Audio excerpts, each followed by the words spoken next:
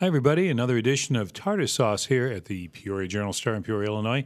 I'm Steve Tarter. With me today, Scott Sorrel from Peoria County. You are the administrator of Peoria County. What does an administrator do? Everything, right? County administrator does a little bit of everything. We're the administrative head of the county government, and I have to work with and for the county board and with all of the countywide elected officials and all the appointed department heads across the organization. And you have worked, you've been the administrator for how many years? A little over, I think, 2.5. It was spring of 2015, so maybe it's 3. Yeah, I was going to say time flies when you're having a good time. But you have, Scott, you have worked for the county for a number of years but before you were administrator. October of 2018 will be 25 years. 25 years. So you know the county pretty well. And one of the reasons we wanted to have come on, and we appreciate you coming on, is with all the many things the county's involved in Peoria County, which is a big county and a lot of things going on. One of the subjects that I think has come up a lot is the nursing home. Peoria County maintains its own nursing home, Heddington Oaks, which is relatively new, about 5 years. Building, we're celebrating this fall, being in the building 5 years, but we've been delivering skilled nursing services for, in one shape, form, or another for almost 160, 170 years. Wow. So he goes, some folks might remember Bellwood Nursing Home, and they've been obviously long before that. Tell us now, Heddington Oaks has been in the news. It's often in the news. We can dissect a lot of that. But let's start with the most recent thing. There's now an announcement that there's a possible agreement. What is it with OSF Health Services? So we're going to be entering into an agreement, technically 2 agreements, a master services agreement for 3 years, and then the first of what will likely be several statement of work agreements that are specific to a unique project under the umbrella agreement. This first agreement is for 120 days. It's going to place a licensed nursing home administrator in the facility. That means that I get our assistant county administrator back into county administration, and she's been doing her day job. Yeah, I was going to say she's been helping you by doing 2 things. Yeah, right. She does have her temporary nursing home administrator license, but obviously her core value to the organization is assistant county administrator. It also means that OSF Healthcare is going to be doing a pretty deep dive and will give us back some recommendations on a new financial model. They'll also do a deep dive and give us some recommendations on how we go about improving our quality of care. And then lastly, we'll be transitioning from a Unity Point medical director to an OSF medical director.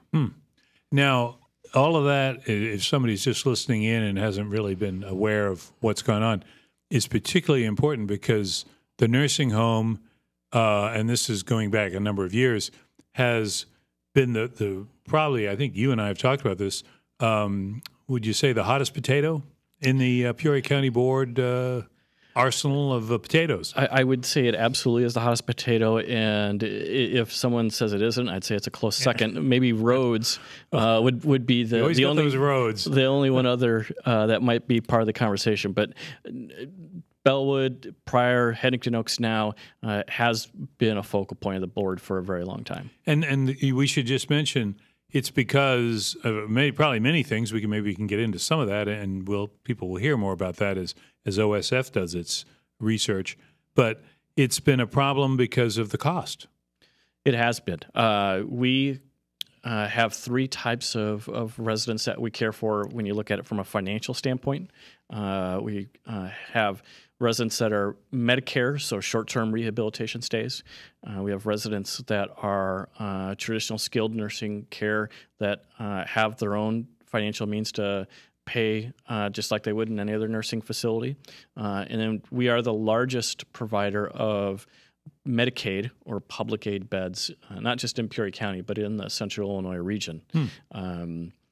So we have a dedicated number of beds, and right now, based on our current census, it's about half of our residents are on public aid. And, the members of the county board that are proponents of being in the nursing home business will argue quite vehemently that we are that place in our community where someone who has spent their entire lives living in this community, contributing to the local economy, contributing to society and paying their taxes, and now are at a point in their lives where they need skilled nursing care and they don't have the financial means to do so. We're the only one they have left. And we provide that service to that segment of our population. And right now, that's the majority of the board, isn't it? That has that. Yes, that takes that. I'd say the majority of the board has that sentiment. Yes. And Scott, you oversee you see this on a regular basis, monthly, and more often with the committee meetings. But there's also another point of view, not necessarily one uniform view, but certainly an attitude that we can no longer afford this. Correct. And whether you're for being in the nursing home business or against being in the nursing home business, the financials are what they are, and the numbers don't lie. Our financial position at Heddington Oaks is completely driven by the number of residents we have. Mm-hmm. And a year ago, when I was putting together the recommended budget for this year, we were pretty steady at having, on average, 160 to 165 residents in our 214 bed facility. Mm-hmm. And so we were growing our census, which is incredibly important to the bottom line. And so we built a budget for this year that assumed we'd average 180. What has actually happened is we've backtracked, and throughout the course of much of this year, we've been averaging about 150 to 155 residents per day in the facility. Well, that's 20, 25 fewer residents than we had planned on, and that's a lot less patient income, whether it be Medicare, Medicaid, or private pay, and that has an impact on the bottom line. And right now the finances are upside down. It's one of the reasons why we're partnering with OSF. Right. I mean, that's something that I know has been an issue for some time, as you said, going back to Bellwood days. Obviously you can play around with numbers all you want, but and sometimes they're used to scare people. But the people that want to see maybe get out of the nursing home business, or if they can, and we'll get into that a little bit, they're saying that the county has lost how much over the last 5 years? It's several $1 million. Mm-hmm. When we were in the process of determining whether or not we were going to remodel Bellwood or replace Bellwood, we had managed our census very well. We built up reserves in anticipation of being able to have funds available should we embark on a major construction project, and we would have regardless of the decision to remodel or replace. And then use some of those reserves over the course of time as it relates to our bond payments, trying to save them so that when the bonds were what's called callable, so that means we can pay off all the principal at once, then we'd have a sizable portion to do that. What in fact has happened is we've been using those reserves to overcome operating deficits for the last several years. And in the last 5 years since we moved into Heddington Oaks, we have used I think it's roughly $7 million of reserves to cover some of those operational deficiencies. Part of that is dealing with some accounting things such as depreciation. Mm-hmm. A new building that's over $1 million that's not budgeted per se, but it's a cost that we have. Right. And then challenges like we have this year where we've got a revenue shortfall because we have fewer residents in the building. Mm-hmm. If our current numbers hold true, we actually expect to use $2.9 million worth of reserves after depreciation this year, which is a number that I'm not all that happy about. Mm-hmm. But the realities are the realities, and if we don't have the census, then the revenues aren't there. We've actually done a good job of controlling our costs. Our costs are running below budget. And some people, the critics, I don't know if they're critics, because I think most people say, oh, no, we support the concept, but we can no longer afford to do it, however they want to frame the argument. The point is, you can't just sell the nurse. I mean, if the county, let's say, had a majority of county board members that said, no, we sorry, we just can't do it anymore. But there's restrictions on that. There are. We, obviously being a local unit of government, we issued tax-exempt bonds to finance the construction of Heddington Oaks, and that comes with some restrictions. And what it means for us is that we cannot liquidate the assets. We can't sell the building. We can't sell the property. We can't even outsource or sell the operation to a company that's for profit. Right. Which has come up repeatedly, I think, if I can recall some of the arguments made. It has. We've actually, a little over a year ago, we brought our bond counsel in from Chicago to explain that. We'd had a bunch of turnover on the board since we issued those bonds, and we took the time, and we took a couple hours for a special health committee meeting and invited all the board members and walked through a presentation and had that attorney who specializes in local bonds for local governments explain some of those intricate details to our board members. And it really kind of puts us in a bind in that we can't just go out and put a for sale sign on the front yard, which we have no intention of doing anyway. The board has made it clear that they don't want to do that. But even if they had that option, or even if they had that desire, we don't have the option or the ability to do that. What Scott? We're talking with Scott Sorrel, the county administrator in Peoria County. What's the I guess you could say the competition level when it comes to nursing homes? Where does Heddington Oaks fit in this Central Illinois market? Sure. Well, I would say we're probably in the middle of the market. We have a brand new state of the art facility. We actually have the largest therapy suite of any skilled nursing facility or nursing home in the region.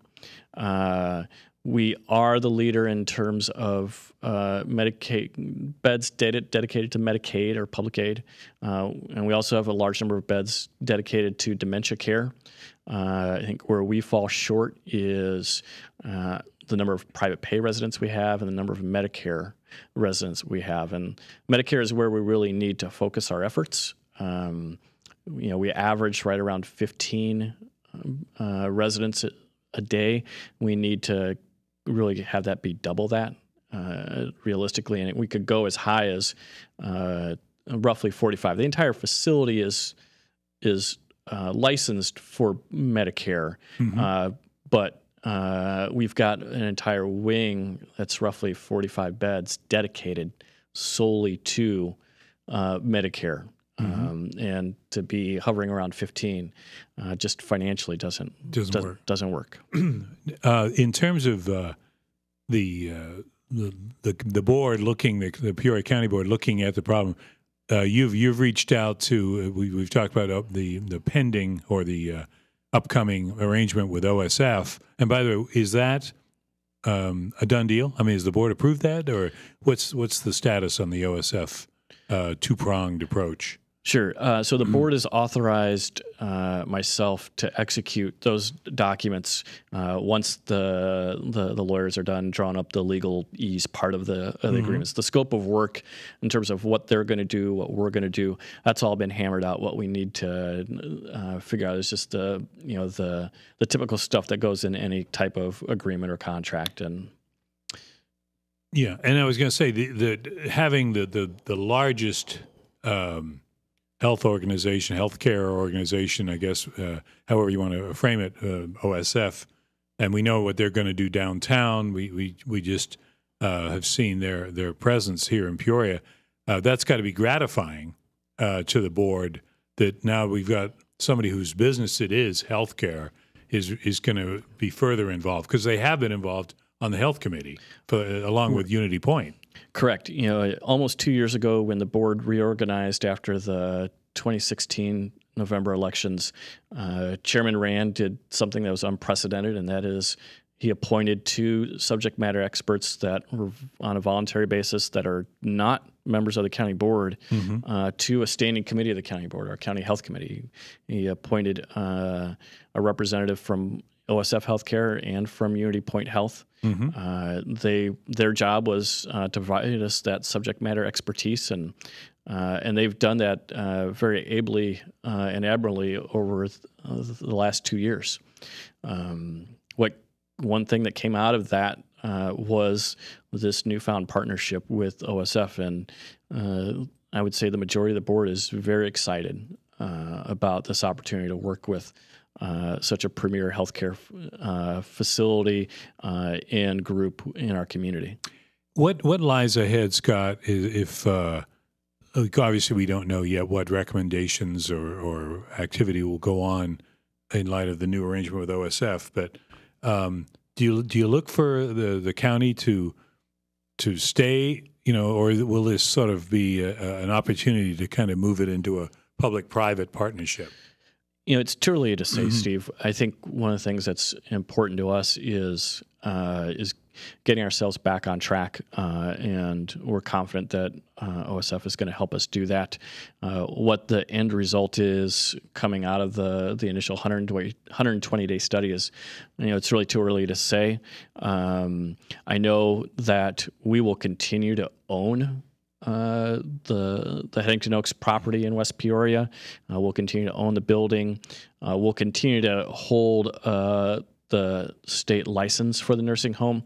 That's primarily because county nursing homes have a higher public aid reimbursement rate than privately owned, whether you're a private commercial for profit or you're a private not-for-profit.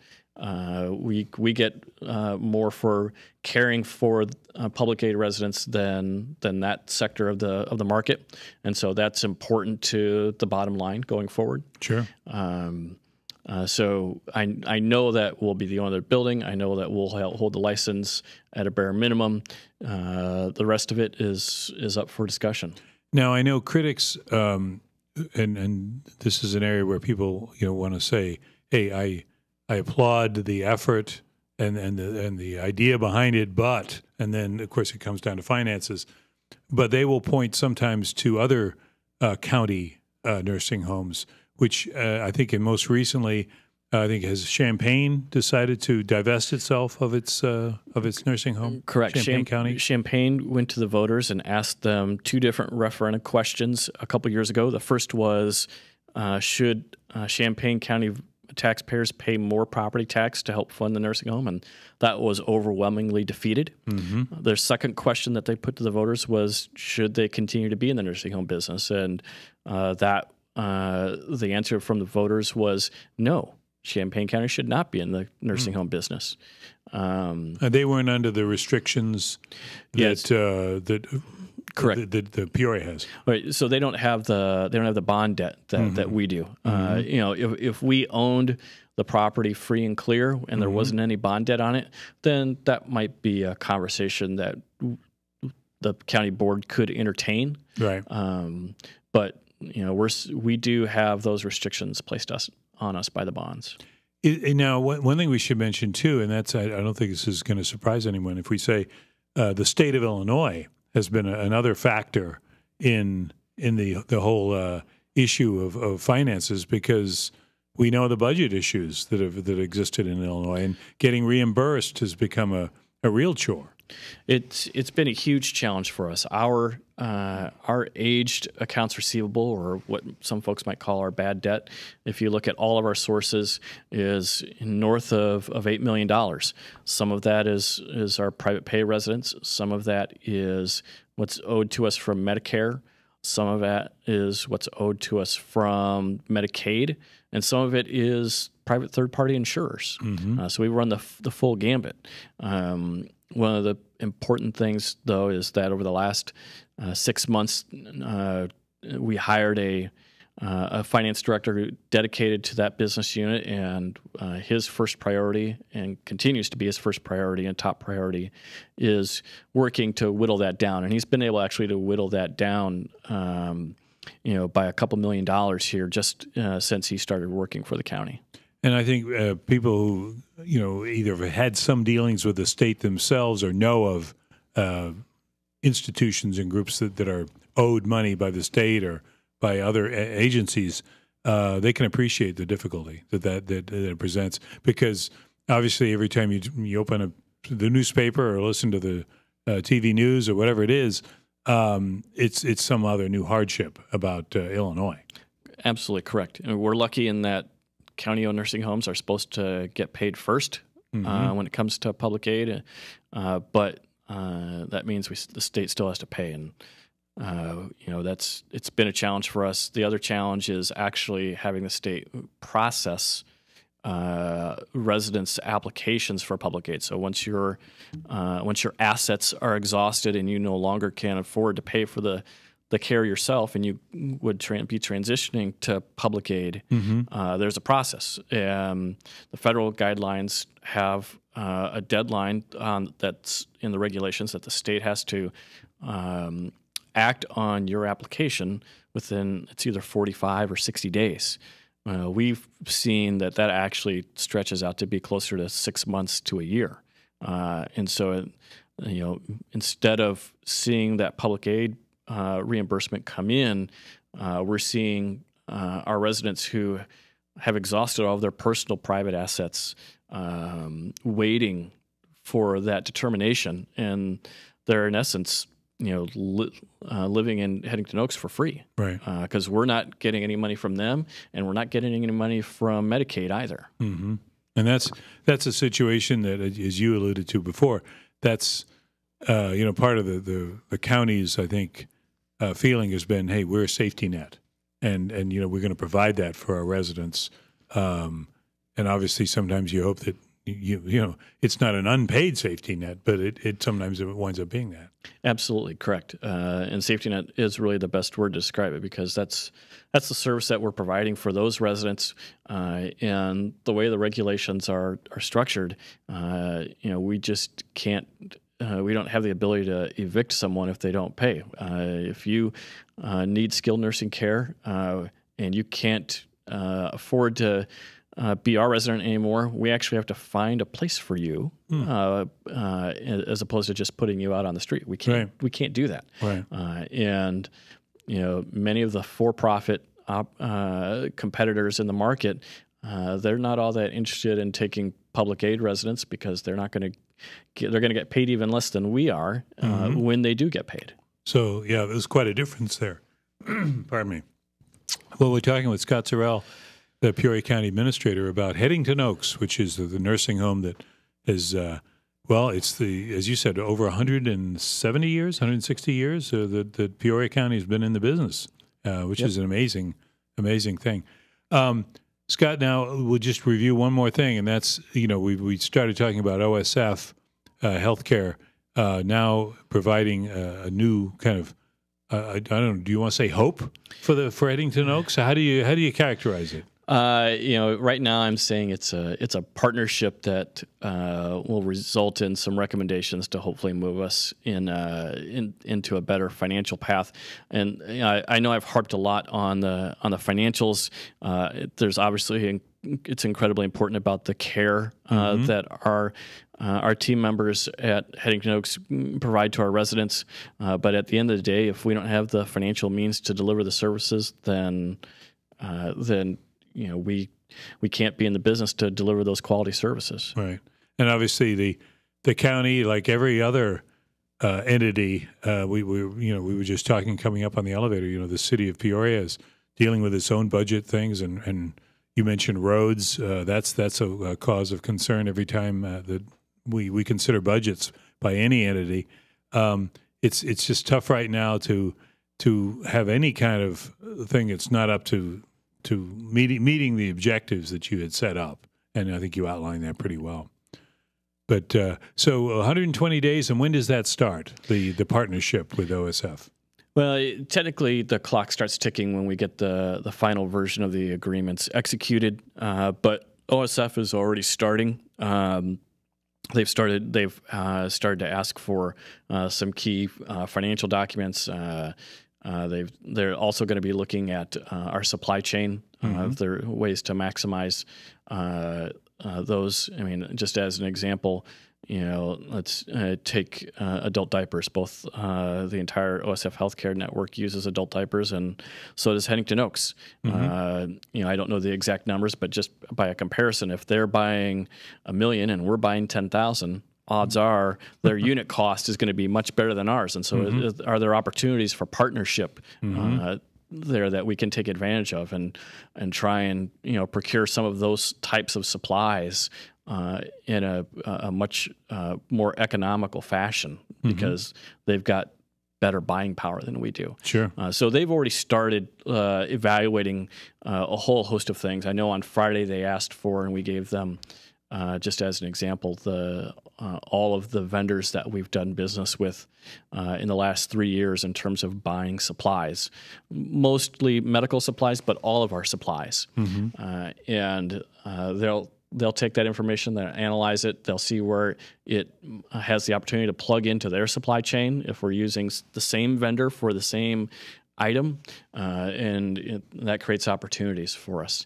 I know we've provided them with a whole host of financial documents, and I know there's more that they'll be asking for, and we'll turn those over to them very willingly when they're asked. And then they'll start to then also look at our staffing models as it relates to how we build our schedule for our nursing staff. And then we'll just progress through that study process.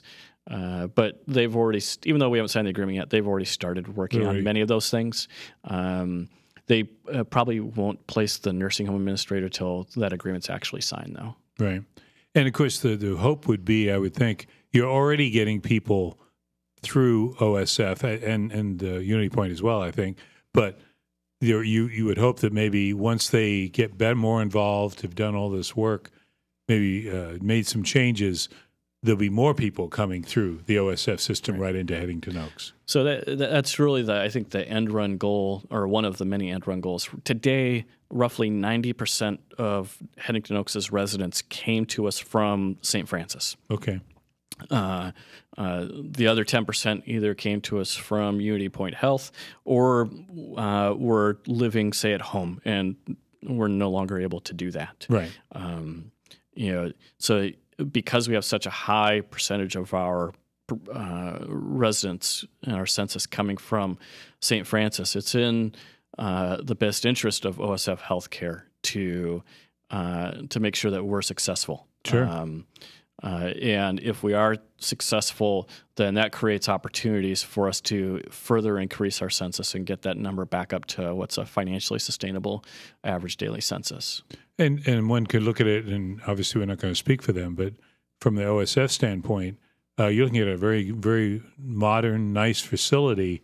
There could be a lot of opportunity there. I would think that that's how they're looking at it, or they probably wouldn't enter into it. They are. They've got business decisions to make that have an impact on their operation that can benefit Heddington Oaks and Peoria County government, and we have a need for a new partnership such as this with a great community partner such as OSF Healthcare. Very good. Well, Scott Sorrel, the Peoria County Administrator, we want to thank you for coming by and just telling us a little more about Heddington Oaks, and then maybe a new plan that will help keep that viable and maybe make it less of a hot potato than it has been around the board level there. Well, let's hope so. We'll see what happens in 120 days or so. I mean, to be honest, it's taken us quite a while to get to where we're at. So to see some transformation with the flip of a switch in a couple of months, probably not going to happen. This is more of a longer term view. But if we can see noticeable progress and improvement in, say, 6, 9, 12 months, then I'm going to feel a lot better. Yeah. Well, very good. Well, thanks again, Scott. We want to thank Matt Dayhoff, who makes all this possible, gets it out to folks at home or wherever you're looking at it or listening to it. And this is Steve Tarter. We'll see you next time on Tarter Sauce.